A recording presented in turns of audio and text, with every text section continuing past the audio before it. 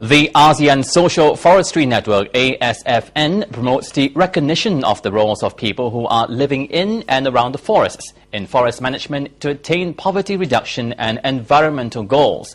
It also helps to strengthen collaboration amongst forest stakeholders in achieving sustainable forest management whilst improving the welfare of forest communities.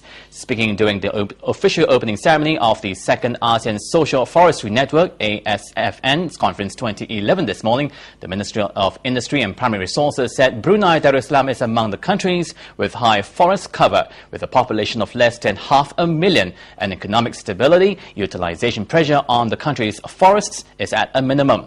Thus, only few local communities depend on forests for food and shelter compared to other ASEAN member countries.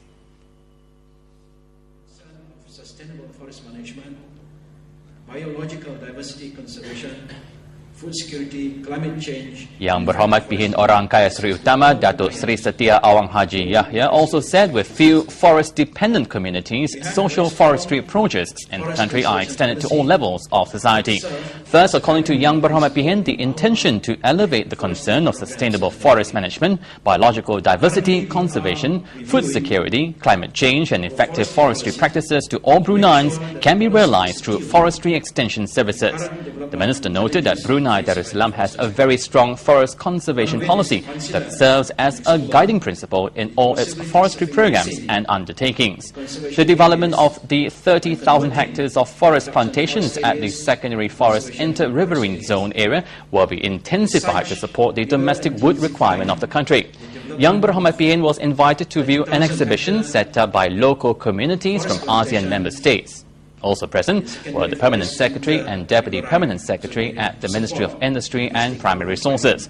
The three-day conference brings together 180 participants representing experts and representatives from ASEAN member states and partner organizations from intergovernmental and non-governmental organizations. Brunei Darussalam has been placed 112 out of 183 economies in the World Bank and International Finance Corporation's Ease of Doing Business report.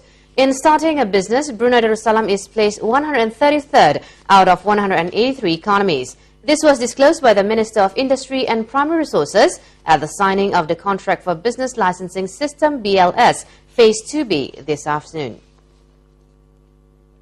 Yang Berhormat Pihin Orang Kaya Seri Utama Datuk Seri Setia Awang Haji Yahya said, in efforts to further improve Brunei Darussalam's position and the ease of doing business, the Ministry of Industry and Primary Resources and the Ministry of Home Affairs suggested that BLS as one of the initiatives under the e-government program. According to Yang Berhormat Pihin, e-government is not only related to the garnering of info communications technology, but its main focus is through the process of restoration and work procedure by taking advantage of the use of information technology so that it will be efficient and effective.